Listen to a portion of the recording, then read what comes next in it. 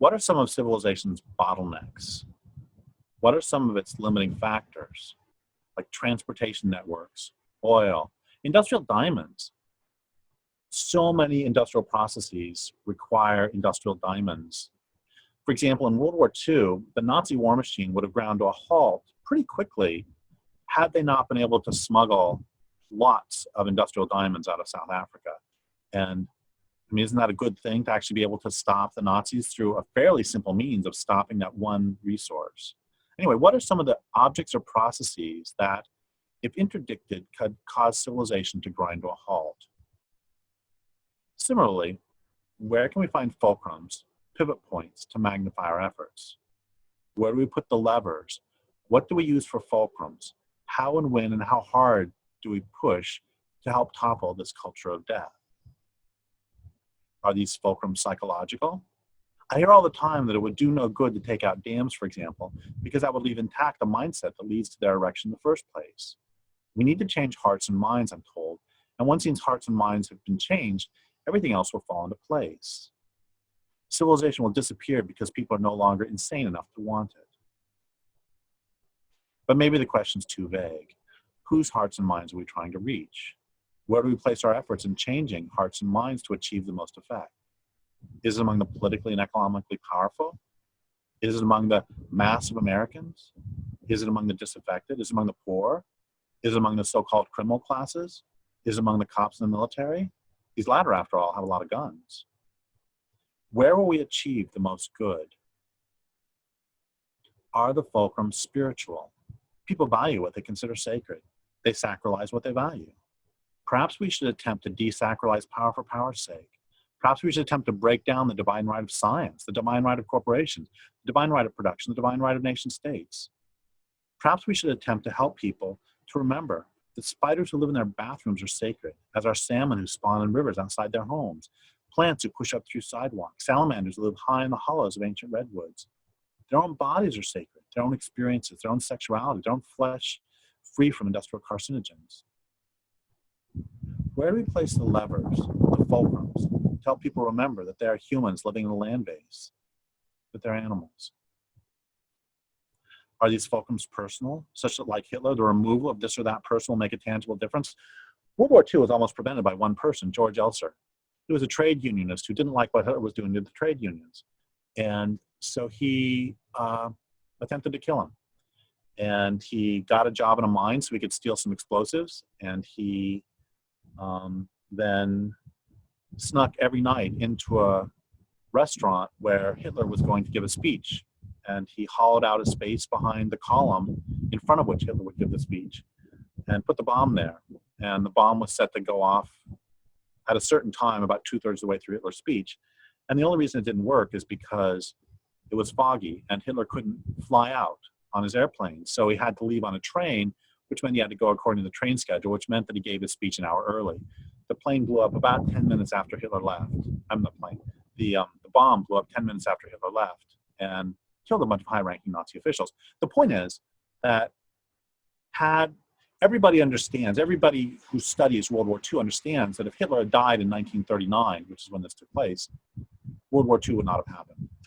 And so one person by himself almost stopped Hitler. I'm not suggesting, by the way, I want to be very clear, I'm not suggesting that people figure out where Donald Trump is going to be giving a speech and sneak in there every night. I'm not suggesting that at all. The power structure is different. It's not such a fulcrum in the United States. The problem is not one person as it was with Hitler. It was one person was magnifying and capturing the essence of National Socialism in a way that, and propelling it in a way that we don't see in other power structures. Anyway, so are the fulcrums personal, such that, like Hitler, the removal of this or that person will make a tangible difference?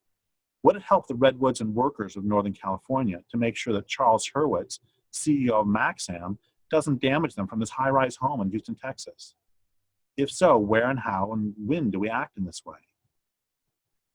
In cases where it's not the individual CEO, but the position, where social framing conditions make it so that most people who would take up that position share the same deadened worldview that would cause them to commit the same atrocities, where then do we place the levers and fulcrums? Do we go CEO to CEO, removing them one by one? We always hear that the machine-like characteristics of corporations mean that CEOs are simply cogs, albeit large ones, in these community-destroying institutions. And so it would do no good to remove them. It's an odd argument to make, even when I make it myself, as I did a few pages ago. There are a few who suggest that simply because arresting or killing one rapist doesn't stop other men from raping, this means we should stop whatever rapists we can through any means necessary. Yet when it comes to CEOs, the argument seems to hold. Someone else will just take this one's place. So we must not stop this one personally. In fact, we must allow him to continue to be rewarded with millions of dollars per year in salaries and stock options. Where are the fulcrums to stop these people, these institutions? Where are the bottlenecks? You know, I just was talking to somebody a couple days ago who is an industry insider who says that if he could change one thing about basically American law, what he would do is get rid of publicly owned companies.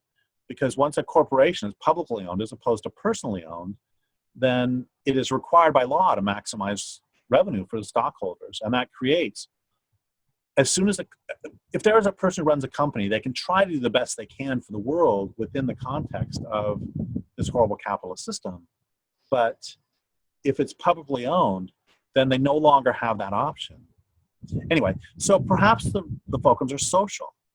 Perhaps instead of, or in addition to, removing individual CEOs, we need to change social institutions that themselves amplify the destructive efforts of these individuals. Charles Hurwitz does not kill redwoods by cutting them down.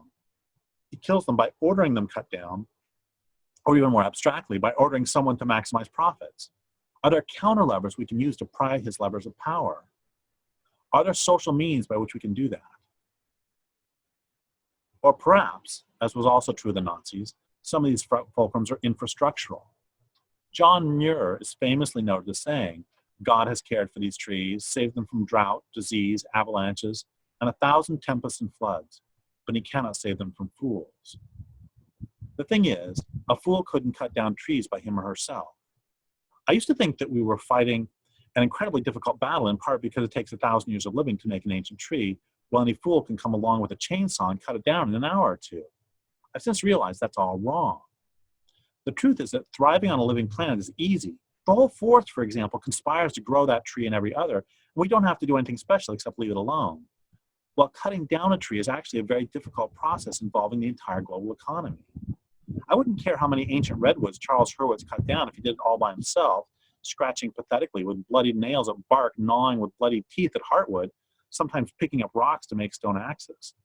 To cut down a big tree, you need the entire mining infrastructure for the metals necessary for chainsaws, or 100 years ago, whipsaws, the entire oil infrastructure for gas to run the chainsaws, and for trucks to transport the dead trees to market where they'll be sold and shipped to some distant place. Once Charles had downed the tree by himself, I'd wish him luck transporting it without the assistance of the global economy.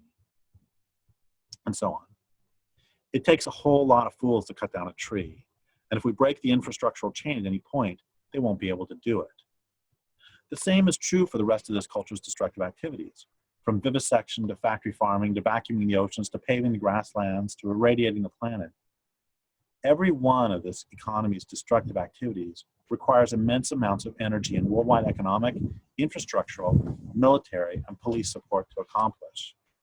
If any one of these supports fail, I want to emphasize, if any one of these supports fail, the destructive activities will be curtailed. Where do we place our levers?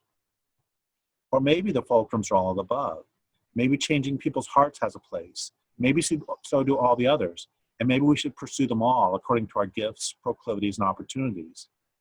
The bottom line so far as fulcrums and bottlenecks, what will it take to stop this culture of death before it kills the planet?